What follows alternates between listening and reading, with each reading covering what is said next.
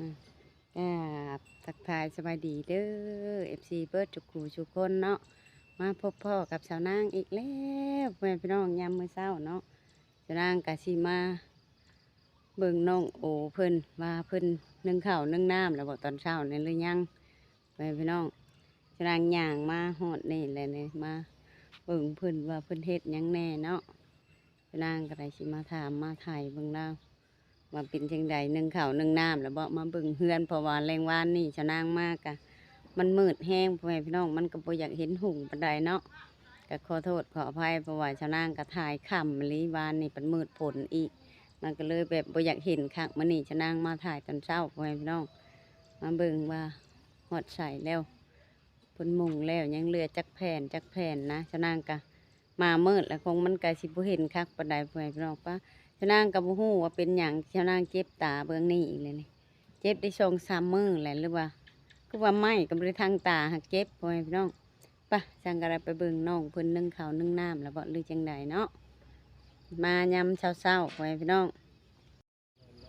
เบิ่งไปเบิ่ง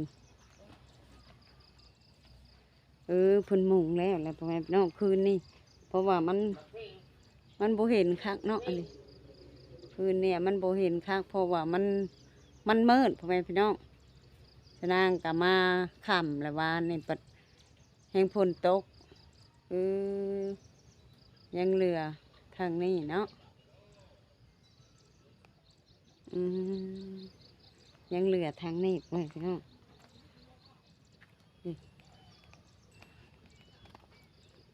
ยังเหลือทางนี้เนาะปูนี่เพิ่นกับปูยังค้างนั่งนี่ก็สิแล้วเว้ยนั่งกับบุยังกระเดินตา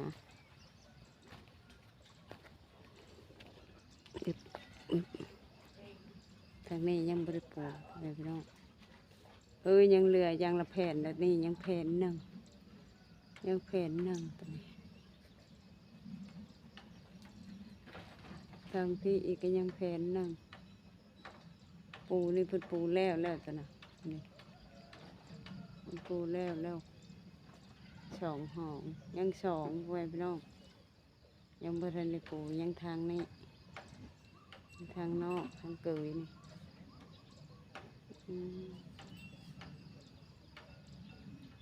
บ่หัวบ่นี่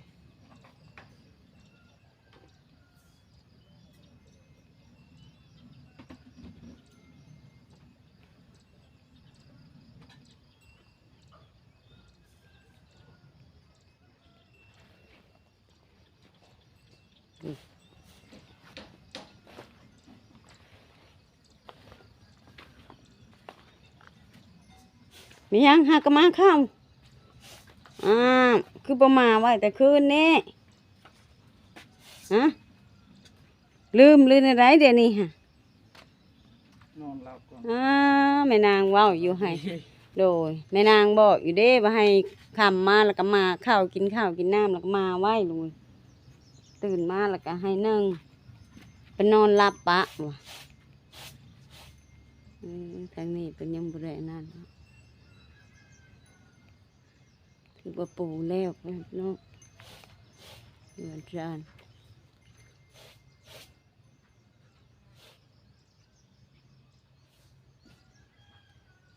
มาตอนกลางเว้นก็คือชีเห็นหุ่งอยู่เนาะเพราะว่าคืนนี้มันชีมืดพ่อแม่พี่น้องชนะก็ได้มาค่ำบัดมืดผลมันก็มืดแน่บ่เห็นหุ่งพี่นางมาเบิ่งตอนเช้าว่าเบาโอคนนึ่งข้าวแล้วหากมาข้าวลืมมาข้าวว่ะนอนหลับปะลืมมาข้าวเลย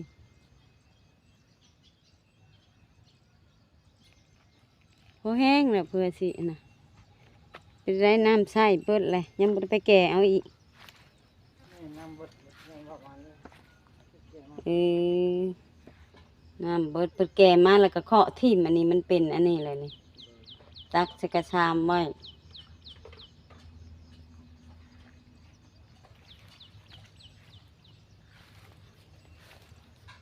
หากมาเข้าพ่อแม่พี่น้อง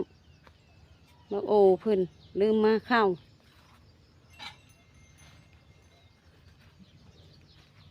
น อนหลับ รับปะคืน นอนรับปะ โอ้ย ค่ะ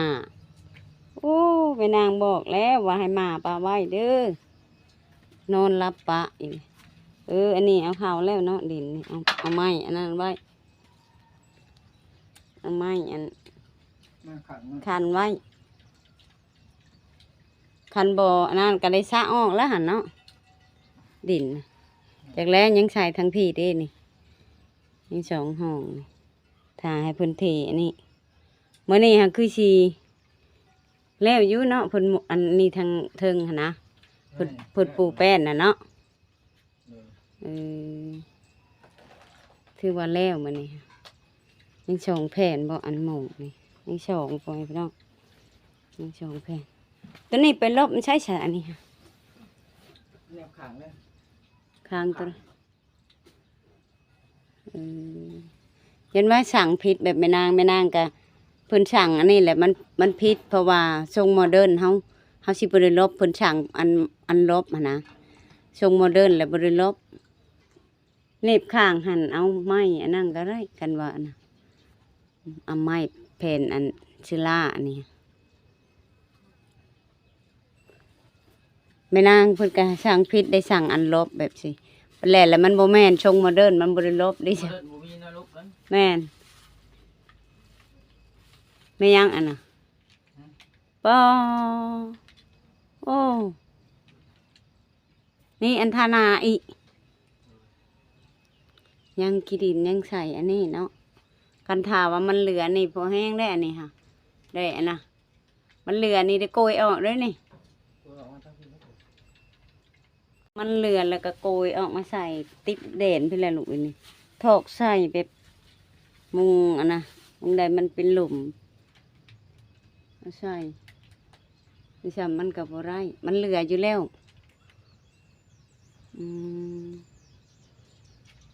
ถ้าเบิ่งข้างเพิ่นมาเฮ็ดมื้อนี้เพิ่นสิได้มาเฮ็ดอยู่บ่มื้อนี้ มาตีวันนี้มา วานนี่คือเพิ่นเห็นเพิ่นมาตอนเช้าอะนะแบบมารอบช่วยนะ เป็นอันเด้เป็นคาลงของการเด้ เอ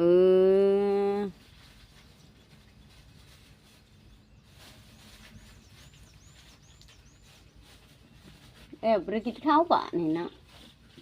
ปลูกหยังอันน่ะปลูกหัวข่าเออแล้วก็เอาหัวชังไข่มาเน็บทางข้างนี่เน็บใส่ทางข้างนี่หัวชังไข่จะ2-3ก่อแต่ตอนนี้ยังเน็บบ่ได้ดอกข้างเพิ่นคันเน็บแล้วมาเน็บข้างพี่ข้างหัวข่าก็อันนั่นแล้วก็ไปเอาในเหือแม่นางหัวชังไข่เด้อเอามาเน็บไว้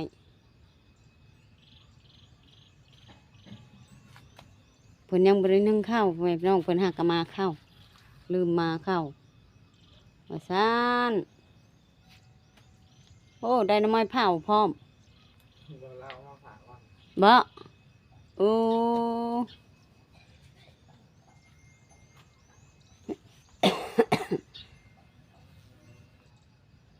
อืม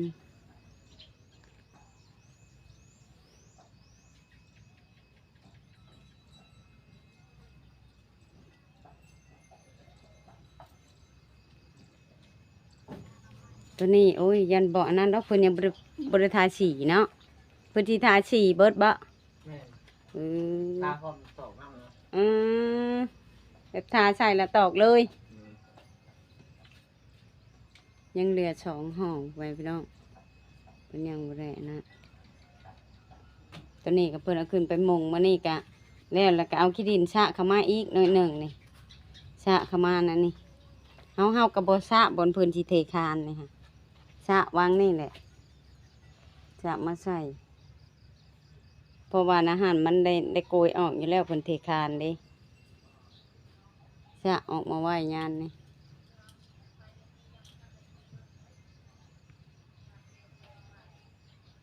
ใกล้สิแล้วใกล้สิได้ขึ้นเลยนี่ประมาณอีก2 ทิศหากเพิ่นปูนี่แล้วเพิ่นก็ลงมาอุ้ยกายแล้วเผื่อสิแอมผ่าอีกเนาะ แม่ เพราะว่าปูนี่กับปูมันนี่แล้ว ปูแล้วท้องห้องเลยได้ โอ้ยแล้วเบิดช่องห้องแล้วยังเหลือสองเนาะ มันเลยสอง มุงก็แล้วแหละก็มีแต่แอมผ่านแล้วบัดนี้ ใส่เป็นข้างแล้วมัน ทาง สิใช้เวลานี่ ทางนอกบ่ได้แอมแล้วบ่หรือแอมเบิดหรือว่าแอมครึ่งกลางอืม ว่าเราจะจักกันนะ ยังบ่จัก เลย หยิบแอมเบิดมันก็ฮ้อนว่าลืนเพิ่นสิเฮ็ดได้เนาะก็ยัง จ บ่ ง ฮู้ ไป ห้องหนึง เบิดสองห้อง และแอมวางกลางนี่อืม ขันห้องอีกว่า ขันห้องอีกวางกลางนี่ขันอีกห้องหนึง แม่เบิดสองห้องเนาะ เฮ็ดช่องห้องแล้วก็จงอยู่ทางนอกบนนางลินเนาะ เลย มันจึงสำบายมันจึงนั่นอยู่ตารางนี่เพิ่นบริก่อขึ้นบ่เพิ่นสิเทคาน ตักเด็ยังโมโหนะเพิ่น เออ ตักได้ก่อเลยบ่ได้ หรือว่าแบบ บ่ได้ก่อ เทไว้ซื่อๆเนาะ แม่น แบบคำบริก่อกับแบบเทพื้นเลย แม่นที่เทคานแล้วก็เทพื้นนี่ อืม มันแน่นนะ โดยเทแบบเฮือนยายแก้วเนาะ โดย เทพื้นแบบนั้นแล้วพ่อแม่ จักหัวเลยโอ้โหจัก บ่ได้ขึ้นเบิ่งบ่ บ่ฝนตกบ่แห้งนะ เออของว่าพลคืนนี่มันก็บ่แห้งปานใดเนาะ เพราะว่าฝนตกแห้งพุ่นยังฮู้กันเลย เออ หัวเลยบ่หัวนะ เอออืมโดยเพิ่นบ่ได้ขึ้นเบิ่งไปพี่น้องแต่ฝนมันก็บ่แห้งจากหัวเนาะว่าถ้าเบิ่งยังบ่ฮู้ว่ามันเป็นอะไรถ้ามันแห้งหักปกติบางทีมันก็สิบ่หัวโลดได้ประมาณทิศสองทิศคันไม้ดิบแบบมันโยบแล้วมันสิมีชิดอันนั้นอยู่ มันสิมีชิดหัวอยู่แบบมันโยบพอ ตอนไม้มันเหี่ยวเนาะ แม่นไม้มันเหี่ยวแล้วมันก็สิโยบลงได้บะนี่ค่ะกัจฉาคือเฮือนแม่นาง อันนี้ถ้าเบิ้งอันนี้ค่ะก็แบบเฮือนแม่นางค่ะมันสิโยบลงแล้วมันก็ยุบแล้วมันก็หัวแหล้วเสียงให้ช้างเพิ่นเบิ้งไหมถ้าเบิ้งไม่ยุบพุ่นแหละช้างนี่ต้องได้ตามมันนั่นอยู่แล้ว สร้างเพิ่นก็เว้าอยู่ได้ บ่ แม่นเพิ่นว่าถ้า เพิ่นว่าได้ไร เดือนน้ำไม้เหี่ยวถ้าไม้เหี่ยวมันสิพุ่นเป็นพวกน่ะ เพราะมันเป็นไม้ดิบเนาะ แม่น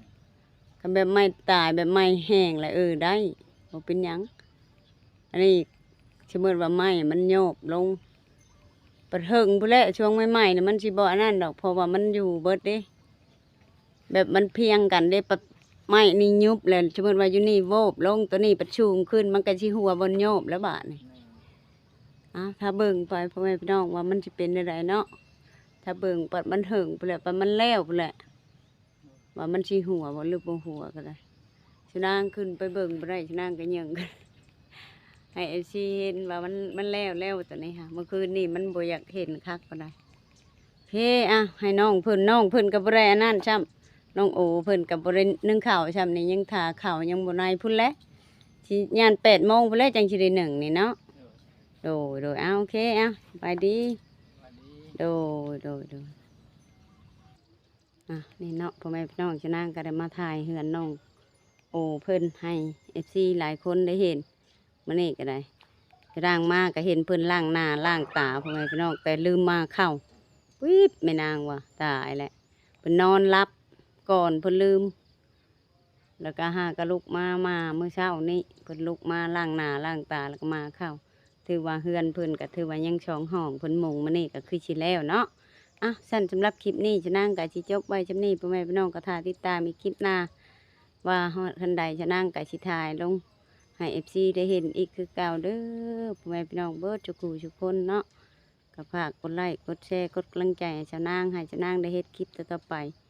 สำหรับคลิปนี้จะนั่งกับชิจบไว้จำนี้ก็ท่าไปติดตามอีกคลิปหน้านะก็สำบายดี